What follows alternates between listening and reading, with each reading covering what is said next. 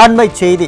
சென்னை மத்திய கைலாஸ் பகுதியில் பீகாரைச் சேர்ந்த இளம்பெண் கூட்டு பாலியல் வன்கொடுமை செய்யப்பட்டு குடும்பத்துடன் கொலை செய்யப்பட்ட விவகாரத்தில் இளம்பெண்ணின் சடலத்தை கண்டறிய முடியாமல் காவல்துறை திணறி வருகிறது.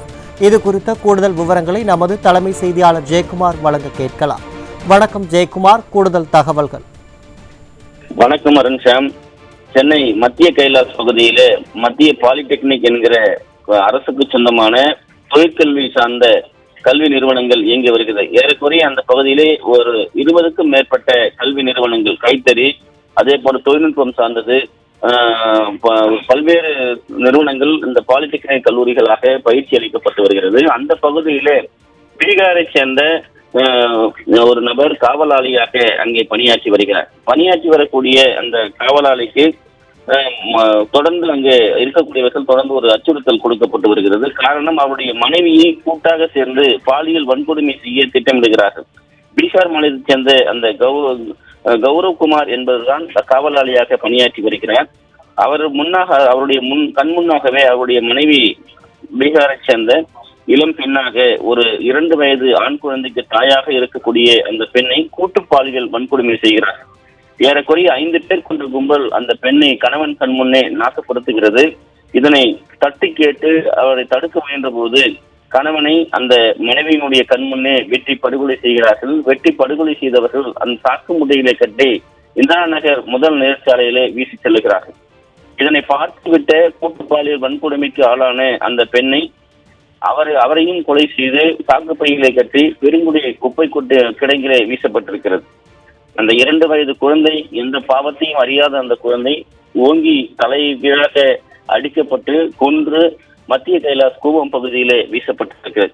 இந்த சம்பவம் கடந்த 26ஆம் தேதி நடந்திருக்கிறது. ஏறக்குறைய 5 நாட்களை கடந்து விட்டது.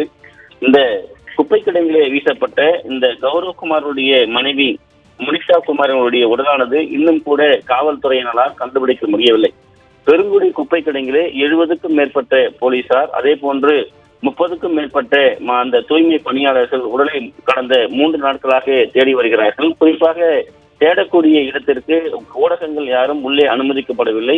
அந்த குப்பை கிடங்குக்கு செல்வதற்கு 2 வழிகள் இருக்கிறது. ஒன்று ரேடியல் சாலை என்று சொல்லக்கூடிய பல்லாவரம் வழியாக ஒரு வழியும், அதே போன்று பெருங்குடி வழியாக உள்ளே வரக்கூடிய வழியும் இருக்கிறது. அந்த 2 பகுதிகளிலுமே ஏறக்குறைய 10க்கும் மேற்பட்ட காவல்துறையினர் பாதுகாப்பு போடப்பட்டு உள்ளே யாரையும் அனுமதிப்பதில்லை. குறிப்பாக இந்த குப்பை கிடங்கிலை கொண்டு மலைமலையாய் தினந்தோறும் ஆயிரக்கணக்கான லாரிகள் கொண்டு வந்து குப்பையை குவிக்கிறது. அந்த உடல் ஆனது கிடைக்குமா என்கிற மிகப்பெரிய சந்தேகம் ஏற்பட்டிருக்கிறது. பெருங்குடி குப்பை கிடங்கு இது போன்று கொலை சம்பவங்களுக்கு பெயர் போன ஒரு குப்பை கிடங்காக தொடர்ந்து மாறி வருகிறது. ஏற்கனவே இது போன்று பல பேர் கொலை செய்யப்பட்ட தலை, அதே போன்று உடல்கள் அந்த பகுதியிலே வீசி செல்லப்பட்டு மிகப்பெரிய சவாலாக அதனை தோண்டி எடுக்க முடியாமல், கண்டறிய முடியாமல் காவல்துறையினருக்கு மிகப்பெரிய ஒரு போராட்டமாக மாறி இருக்கிறது. பல உடல்களை கண்டுபிடிக்க முடியாமலும் போயிருக்கிறது. இந்த மத்திய கைலாசில் நடந்திருக்கக்கூடிய கூட்டு பாலியல் வன்கொடுமைக்கு ஆளாக்கப்பட்ட இந்த பிரித்தா குமாரனுடைய உடலும் தற்போது கண்டெடுக்க முடியுமா என்கிற மிகப்பெரிய கேள்வி எழுந்திருக்கிறது. 3 நாட்களாக தேடி வரக்கூடிய அவர்கள் அந்த உடலில் இருக்கக்கூடிய எந்த பாகங்களையும் தற்போது வரை கண்டறியப்படவில்லை. இதுதான் துயரத்துடைய மிக உச்சமாக இருக்கிறது. அந்த மனைவியினுடைய கண்முன்னே கொலை செய்யப்பட்ட கணவனுடைய உடலானது பிரேத பரிசோதனைக்காக அனுப்பி வைக்கப்பட்டு மருத்துவமனையிலே கிடைக்கிறது. அந்த குழந்தையினுடைய உடலானது மருத்துவமனையிலே கிடைக்கிறது. தாயினுடைய உடல் குப்பை கிடங்கிலே கிடைக்கிறது.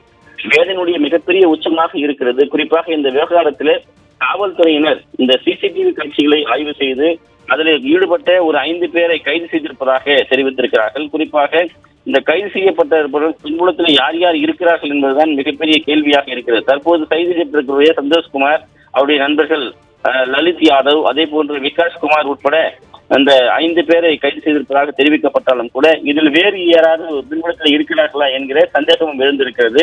குறிப்பாக தற்போது இந்த குப்பை கிடங்கிலே வீசப்பட்டிருக்கிற அந்த பகுதியில் ஏராளமான தெருநாய்க்கள் உள்ளே இருப்பதாக கூறப்படுகிறது. 100கணக்கான தெருநாய்க்களும் ஆயிரக்கணக்கான பறவைகளும் அந்த குப்பை மேட்டிலே இருக்கிறது. இப்படி குப்பை வண்டியில கொண்டு வந்து வீசி இருந்தாலோ அல்லது இந்த கொலை செய்யப்பட்ட இந்த 5 நபர்களும் அந்த உடலை கொண்டு வந்து அந்த பகுதியில வீசி இருந்தாலோ நாய்களோ அந்த பறவைகளோ அதை விட்டு வைத்திருக்குமா என்கிற மிகப்பெரிய கேள்வியும் எழுந்திருப்பதாக கூறப்படுகிறது. குறிப்பாக மோப்பநாய் அந்த பகுதிக்கு கொண்டு சென்ற போது மோப்பநாய் அந்த குப்பையினுடைய நாற்றத்தை தாங்க முடியாமல் அதுவே வெளியேறிவிட்டதாக கூறப்படுகிறது. இப்படி பல்வேறு சந்தேகங்கள் அந்த உடலை கிடைப்பதிலே தேடுவதிலே மிகப்பெரிய தொய்வு ஏற்பட்டிருக்கிறது. உடல் கிடைக்குமா என்கிற சந்தேகம் நிலவி வருகிறது. இந்த பாதிக்கப்பட்டு பிரேத பரிசோதனை முடிக்க உடலை கொடுப்பதற்கு காத்திருக்கக்கூடிய அந்த 2 உடல்களையும் தற்போது ஒப்படைக்க முடியாத ஒரு சூழ்நிலை ஏற்பட்டிருக்கிறது. இதனால் அந்த 3 உயிர்களையும் இழந்திருக்கக்கூடிய மிகப்பெரிய ரணத்தோடு துயரத்தோடு இருக்கக்கூடிய அந்த குடும்ப உறவினர்கள் என்ன செய்வது என்று தெரியாமல் தவித்து வருவதாக கூறப்படுகிறது.